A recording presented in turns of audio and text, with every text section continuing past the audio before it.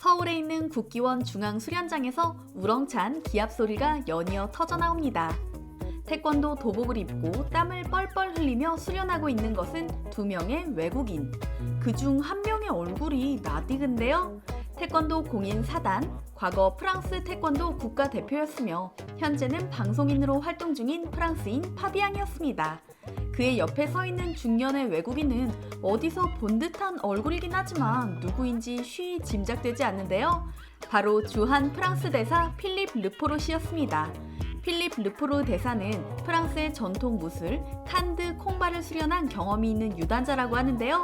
오늘 한국의 전통 무예 태권도와 프랑스의 전통 무예 칸드 콩바의 격도를 볼 수 있을까요?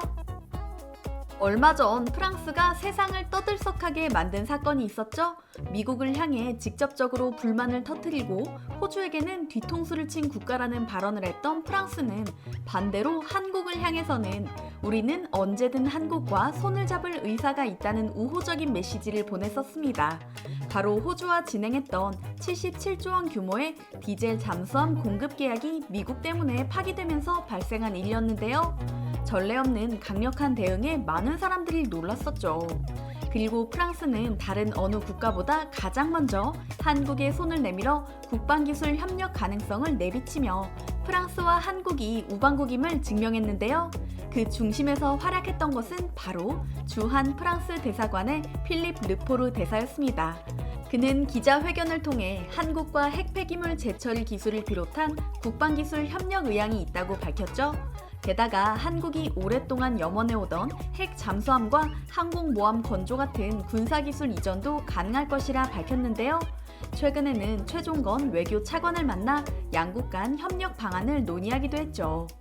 실제로 미국을 제외하고 핵 항모를 보유한 국가는 프랑스가 유일한 데다 핵 잠수함 기술도 뛰어난데요. 핵 잠수함 도입은 물론이고 기술 이전 등의 프로세스가 무척 까다로워 기술을 보유한 국가가 팔지 않겠다고 하면 살 도리가 없다고 합니다. 현재 미국이 한국을 비롯한 다른 국가에 핵 잠수함 기술을 이전할 계획이 없다고 분명히 밝힌 이상 프랑스를 통해 핵잠을 도입하거나 자체 개발하는 수밖에 없는데요. 사실 원자료 소형화만 13년이 걸리기 때문에 처음부터 직접 개발할 경우 엄청난 비용과 시간이 소요된다는 단점이 존재합니다. 이런 상황에서 프랑스가 한국에 먼저 손을 내민 것은 르포르 대사의 입김이 어느 정도 작용했다고 볼 수 있을 텐데요. 이런 정황을 살펴보고 나니 그가 어떤 사람인지 사뭇 궁금해집니다. 국기원 중앙수련장에 파비앙과 함께 들어선 필립 르포르 대사는 자신의 이름이 멋지게 한글로 적힌 태권도 흰띠를 두르고 한박 웃음을 지었습니다. 그는 한국에 산 지 벌써 10년이 넘었다는 파비앙에게 태권도를 배우기 위해 이곳을 찾은 건데요. 품새부터 대련 방법까지 상세하게 가르치고 배우는 그들의 모습이 진지하기 그지없습니다. 르포르 대사는 프랑스 전통 무예 칸드 콩바를 수련했던 무도인답게 박력 넘치는 품새를 선보이는데요. 파비앙이 나중에 대사님이 검은 띠를 따서 자신과 다시 한번 대련했으면 좋겠다고 말하자 그는 활짝 웃으며 꼭 그렇게 되길 바란다며 화답했죠. 태권도 레슨 후 이어진 국기원 태권도 시범단의 화려하고도 박력 넘치는 격파 시범에 두 사람은 입을 벌리며 감탄을 연발했는데요. 르포르 대사는 태권도의 매력에 푹 빠진 모습입니다. 이윽고 프랑스 전통 무예 칸드 콩바 정식 복장으로 나타난 두 사람은 지팡이를 들고 대련을 시작했습니다. 지팡이를 휘두르는 모습이 검도나 펜싱과도 유사한 것 같은데요. 조금 더 과장하자면 영화 스타워즈에서 검을 휘두르는 주인공들의 모습과도 비슷해 보입니다. 칸드 콩바는 19세기에 프랑스에서 만들어졌으며 지팡이를 사용하는 호신용 무술로 올림픽에서 시범 종목으로 채택된 적이 있다고 하는데요.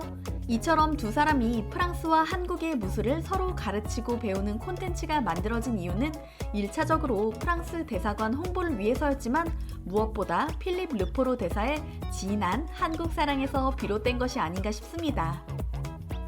필립 르포르 대사가 한국에 부임한 것은 2019년 9월. 외국 대사 대부분이 한국어를 할 줄 모르고 별다른 외부 활동을 하지 않는 것과 달리 그는 대사라는 무거운 직함을 내려놓고 각종 행사에 직접 참여해왔습니다. 그 이유는 간단했습니다. 한국을 마음 깊이 사랑하고 아꼈기 때문이죠. 르포르 대사는 인사 발령이 확정되지도 않았는데 부임 1년 전부터 한국어를 독학하는 등 한국에 오기 전부터 한국을 좋아했다고 하는데요. 그는 굳이 배우지 않아도 되는 한국어를 공부하고 있는 이유에 대해서도 이렇게 설명합니다. 언어는 인간의 사고를 담는 자연스러운 틀이라고 생각하기 때문에 한국어를 배우는 것은 한국의 혼에 다가가는 접근법이라 생각했다. 한국인을 깊이 이해하고 싶은 마음에서 지금도 한국어를 공부 중이다 라고요. 르포르 대사는 여러 매체와 인터뷰를 통해 유별난 한국 사랑을 밝히기도 했습니다. 한국은 지금 문화적으로 흥미진진한 황금기를 맞이했다고 본다. 영화 기생충도 인상 깊었다. 프랑스 칸 영화제에서 영화 기생충이 황금 종려상을 받은 후 미국 아카데미 영화제에서 사관왕을 했다는 소식에 프랑스인들도 깜짝 놀랐으며 마치 자국 영화가 상을 받은 것처럼 기뻐했었다. 한국의 다양한 문화 창작품이 프랑스를 비롯한 여러 나라에서 인기를 누리고 있는 것이 참 기쁘다. 한국만의 특수성에 전 세계적으로 통하는 보편성을 갖춘 것이 바로 한국 문화의 힘이라고 생각한다와 같은 코멘트에서 그의 한국 사랑은 물론 그가 얼마나 한국을 잘 이해하고 있는지 느낄 수 있는데요. 각국 대사가 지닌 힘이 막강하다는 것을 떠올려 볼 때 한국에 푹 빠진 외국 대사의 존재란 분명 좋은 일이죠. 르포르 대사는 코로나19 발생 초기 급격한 전파를 막지 못해 전국 봉쇄에 들어갔던 프랑스가 한국의 방역 정책을 참고해 한숨 돌릴 수 있었다는 의견도 덧붙입니다.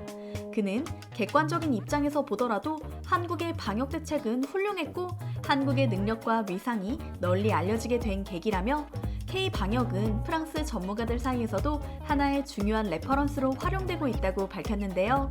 의료 분야 공동 펀드 조성을 통해 앞으로 양국의 의료 협력이 활발히 진행되길 바란다고 덧붙였습니다. 최근 르포르 대사가 유독 힘을 기울이고 있는 부분은 바로 한국과 프랑스의 문화 교류입니다. 프랑스에서 이제 막 알려지기 시작한 K-드라마는 물론이고 만화, 소설, 영화 등 다양한 분야에서 시너지를 내기 위해 여러 방법을 강구 중이라고 하는데요. 우선 한국만화영상진흥원과의 협력을 통해 프랑스의 한국 만화를 알리고 부천 국제만화축제에도 참가해 양국 교류의 장을 열어갈 예정이라고 합니다. 유럽에서 만화 강국으로 꼽히는 프랑스는 만화를 좋아하는 사람이 많기 때문에 양국 협력이 잘 이뤄진다면 한국 만화가 체계적으로 진출할 수 있는 계기를 마련할 수도 있죠. 또한 프랑스 문학 작가들의 한국 방문도 적극적으로 추진 중이라고 하는데요. 서울국제도서전과 같은 행사에 프랑스 작가들을 초청해 프랑스 문학을 알리고 반대로 한국 문학을 프랑스에 홍보하는 계기를 마련할 예정이라고 합니다. 잠깐 머무르다 떠나는 나라가 아닌 외국 대사의 마음속에 제2의 고향으로 자리 잡은 한국. 앞으로 필립 르포르 대사와 한국의 인연이 어떤 식으로 발전해 갈지 사뭇 기대가 됩니다.